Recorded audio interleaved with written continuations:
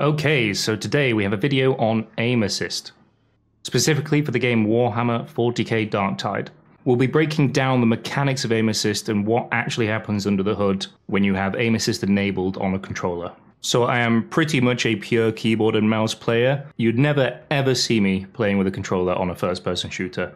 So for this video, we'll be tossing aside the mouse. I'll be pulling out my custom Xbox 360 Elite.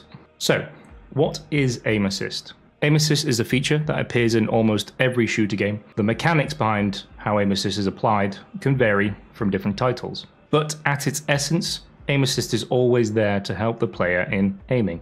And for this video, we'll be particularly looking at first-person shooters. There's a few other components to aim assist that can appear in third-person shooter titles, but a lot of that I classify more as auto-aim than I do aim assist.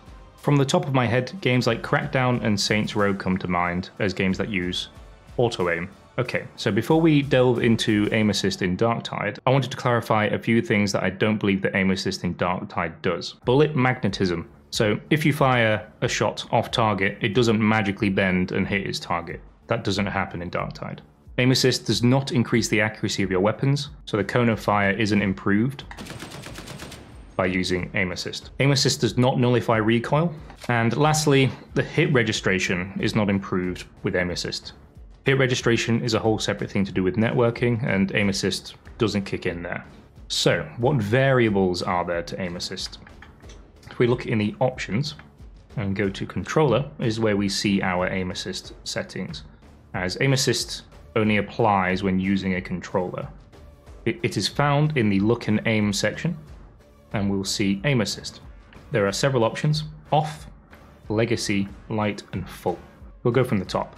Full aim assist will slow down your crosshair when you are on target, and this applies to both melee and ranged weapons. We'll be primarily focusing on ranged combat for this video. Plus, full auto aim will track the target for you somewhat. Then there's light aim assist. It has most of the same features as full does, but it seems to remove the tracking of targets whilst you are moving.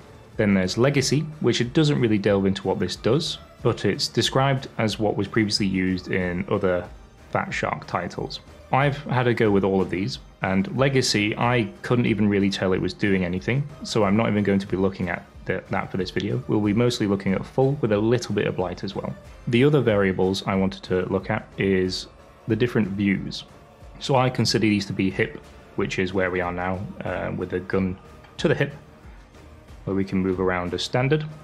ADS, which in this case I know is often aim down sights, but for this sake I'm calling it the aiming down sights. So ADS, I'm referring to the transition from hip to sights, like this. And then sights is the third view, whereas we're going to say is when you're actually aiming down your sights. Okay, so let's start looking at the mechanics of aim assist. I'm going to start with something I'm calling the snap line. From what I've observed, it feels like there is a vertical line running down the middle of every target in this game. This determines where your aim is pulled to when aim assist is kicked in. Aim assist is triggered in what I'm calling the threshold, which is a padding to the left and right of this line, and as long as you're within that threshold, the aim assist will activate, and it will snap to this vertical line. So as we see, if I'm aiming here, it pulls me in to the center of that target's mass. If I'm looking too far, you actually have to go quite far for this to not activate. And with full aim assist on at least, this threshold is quite wide. However, there's another note that if you are turning away from your target, this snap will not occur. So your aim needs to either be stationary or moving towards the intended target. If your aim is panning away from the target, it will not snap.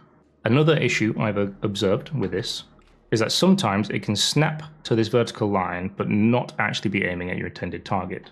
I find this occurs pretty well on the Ogryn, of that if I'm looking over his shoulder, I will often snap above where this Ogryn is.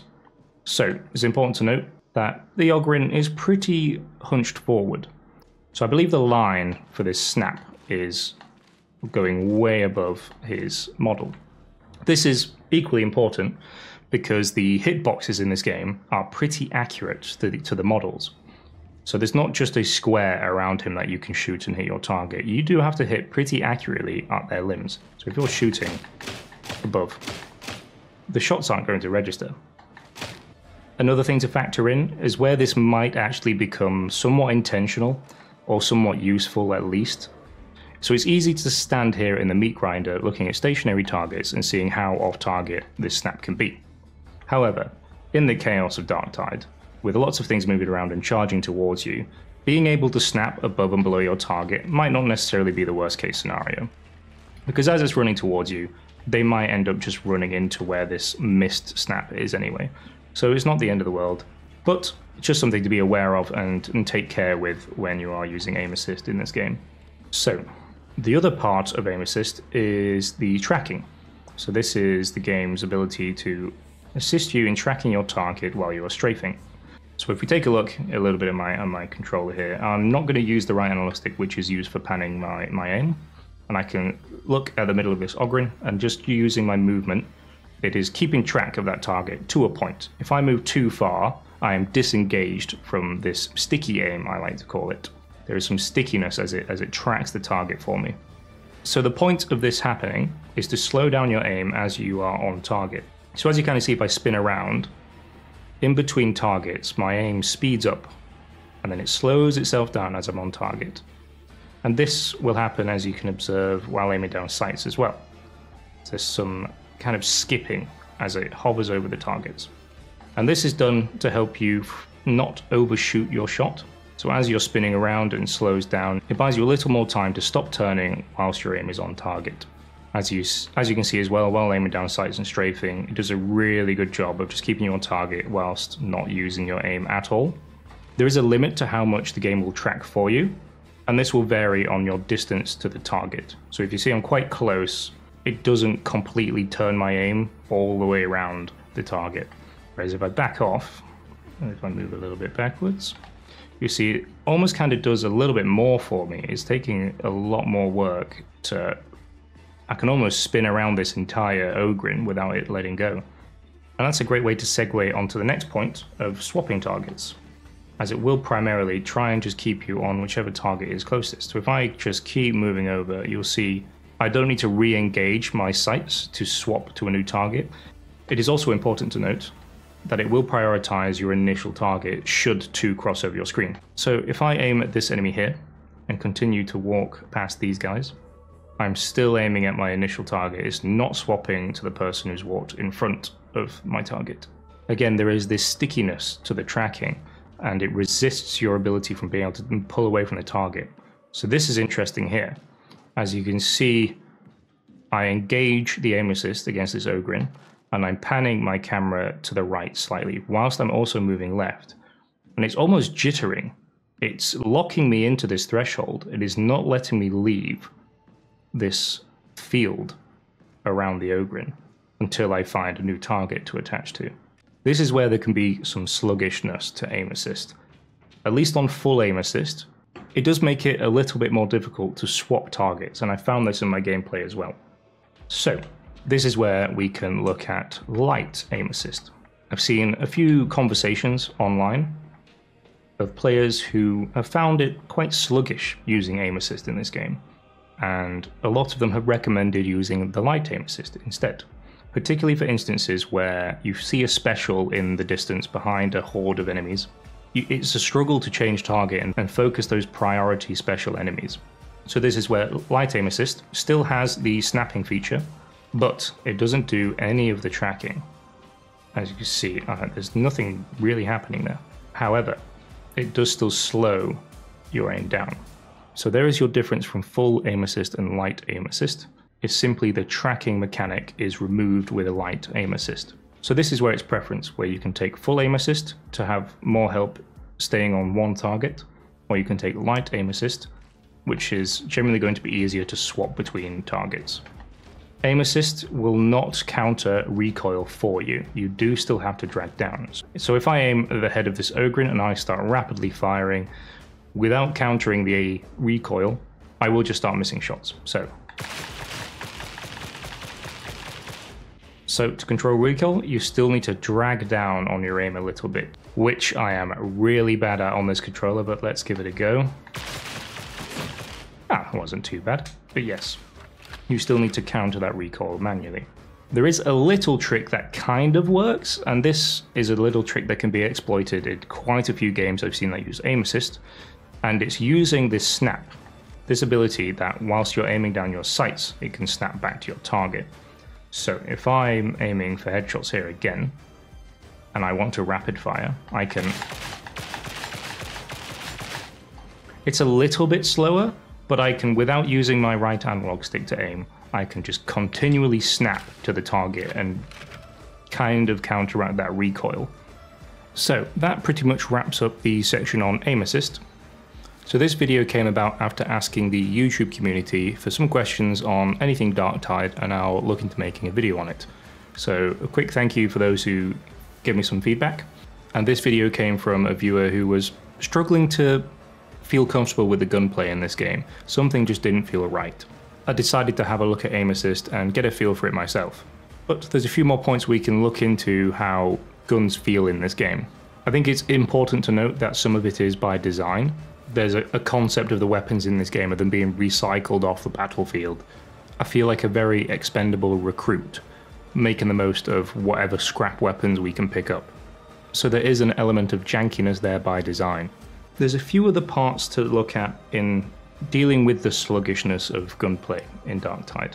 One of which is the hit registration, which the whole concept of hit registration is a massive video within itself.